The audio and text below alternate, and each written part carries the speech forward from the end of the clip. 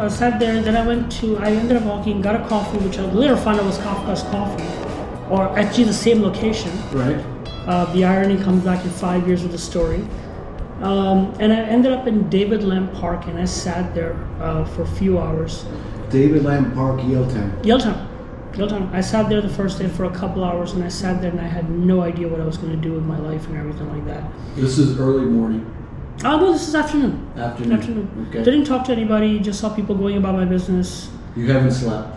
I slept, whatever. I said talking to the Egyptian guy, which I don't know what happened to him, by the way. I had no way of contacting. We had no pens. So we can't make a YouTube about him then? If he's watching that video, dude, I was with you in Burnaby, July 17. You told me that I'm going to be okay. You told me you were deported 6 times. What are the hashtags we should use? I've been deported. Deported 6 times, Egyptian. Maybe we can find him if we do a Google. Burnaby. Do you remember his name? I don't actually. Cairo, Alexandria, where was Definitely from Cairo. Cairo, okay. From Cairo. Super nice guy, late 30s. Wow, what a story. So you're at David Lamb Park. I was in David Lamb Park, and I sat there for a few hours. $1,000, you got a pack of $15 cigarettes. 1,600 Canadian. 1,600 Canadian. 1,600 Canadian is what it transferred over to. Okay. Now what are you going to do? What are you thinking? I didn't know what I was thinking. I was thinking whether I should call my wife at that time. I was thinking whether I should call my family because I had not shared with them what I was going to do. Nobody knew what had happened to you? Nobody knew. They knew what you were doing? No, I didn't tell them. Nobody knew anything? I believe in selfless love, which is a lot of people don't agree with me, especially knowing what I'm going through, which potentially may end my life in 6 months, or it may not, right? But I've chosen to not share details with people just because I don't want to disturb anybody. So when I made this decision, I chose not to tell people. I wanted to figure out what was going to happen before I call everybody. For they knew I was on a hiking trip. My ex-wife now at that time, I call her my ex-wife, but my first love, she knew what I was going to do. Well, why was she your first love? Why was she my first love? Yeah. Because that means, in that question is the question that says, what defines your first love? I believe that in your lifetime you're going to experience 3 loves, and it has nothing to do with the other person coming in and giving you love. It's who you choose to believe is your loves. And for me, the 3 loves are your first love, somebody that comes into your life, usually at very early ages of your life. It could be somebody from your high school, it could be somebody you marry, it could be, you could have a first child with them. You could meet them at high school. It's usually puppy love, it's the first love, the ones that we think that's gonna last forever. And usually it does not last. A lot of people don't remember their first love. I'm blessed I remember my first love.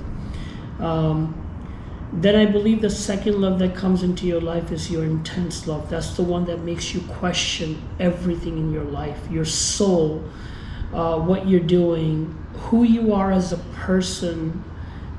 It makes you question a lot and everything. And usually 99% of the time, as sad as it is, your relationship with your second love does not last. It doesn't matter how hard you try to keep things going with them. It doesn't work. It just does not work. And trust me, I tried a lot, still trying. Last message to that person was a few days ago. It's just, I can only try so much. And then I believe that the third love that you give to somebody is your unconditional love, where you find that person and you say, you know what? You are my third love, and I'm gonna love you unconditionally. I don't care what your race is. I don't care what your background is. I don't care if you have a child. I don't care if you got issues. I don't care if you got problems. I'm gonna take and I'm gonna give you my unconditional love. Well, what in those loves did you have as expectations that would be returned to you? As I grow older, stages of my life, I've had different expectations. But at this point in my life, when we're sitting here making this video, I really believe that as a man, there's nothing a woman can do for me. I can cook for myself. I can cook better than a lot of women. You've tasted it. Yeah. I can clean my own place. I can take myself on vacation. I can take care of myself. At this point in my life, I only want two things from a woman: What are they? love and appreciation. Hmm. Not even sex. Not even sex. It's enough to be loved and to be appreciated. That's what a man wants. Appreciate my effort. If I'm gonna go to the end of the world, and if I'm gonna drive from here to Abbotsford, to the long stem roses, where I'm talking about, and I'm gonna drive to downtown, especially to just give you flowers and turn back around and drive here. Appreciation. I believe that even sex is a byproduct of love. I don't even care for sex. Sex you can do. I mean, sex is the oldest. If you talk about sex, is the second oldest business in the world. But you're not celibate. You can get it. You can get it. I mean, But it's where we live right now, Mm. in the lobby you walk down, at the university in the building, there's 800 girls and 100 guys. There's nothing but women in the lobby. Literally, you can approach somebody. Sex is easy these days. It's not what you want, though. No, because I really believe that you want to have a connection with someone. There was a very interesting book I was reading where it says that a relationship is based on three things, and it's named after what a woman goes through every day, PMS. Right. The physical aspect. When you meet somebody and you look at that person and you say, you and me, I don't care if you're shorter than me, fatter than me, I don't care who you are, I don't care if you're white, brown, whatever, I'm attracted to you. Attraction means that I can be with you, I can just hang out with you, I can be with you, and I can tolerate you. And again, sex is a byproduct of that. The physical aspect is number one. Right. The second thing is M, which stands for mental. You mentally stimulate me. Your conversations about your dreams about going to Iceland, or your dreams about changing lives, or your change about helping the refugees family, or doing English classes, or traveling to certain countries, or doing something. Mentally we connect, we have the same vision, we align, we want to change life.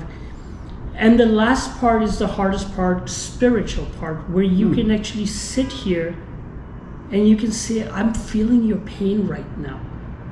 You're not reaching out to me, but I know why you're not reaching out to me. You're reaching out to me because you're hurting, because you're scared, because you're fearful, because you're scared that you fell in love, or you love somebody and this person's gonna go away. Say it, but I feel it. I feel it in my core. So those are three aspects of relationship. So you've had these three loves, and we'll come back later to talking about, what you see as the love component in your life going forward. But let's go back to David Land Park, where you were. So I said in David You were Land- sitting there watching people walk by. I was watching people walk by, surprised at how many Asians there were, Okay. which was the first shock. Okay.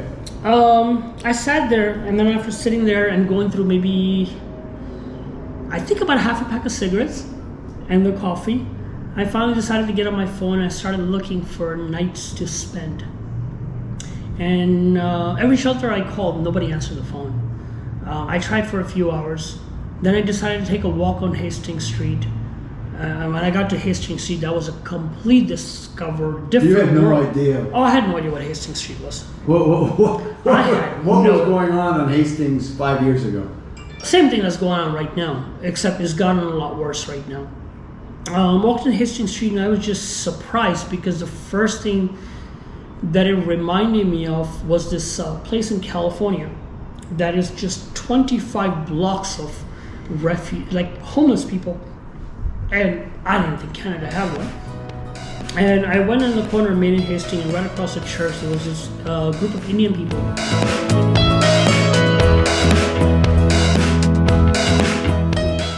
And I asked them, I said, said, is this food for anybody? They're like, it's for anybody. And I grabbed a samosa from there, and they gave me a sandwich, which was lettuce, bologna bread, gave me an apple, and gave me water. And I was thankful at that time. Obviously I went and knocked on a couple of shelters and I couldn't really find anybody. So my first night I just went to Stanley Park and I slept there. You slept in the park? I slept in Stanley Park. Like on a bench under a tree? On a bench.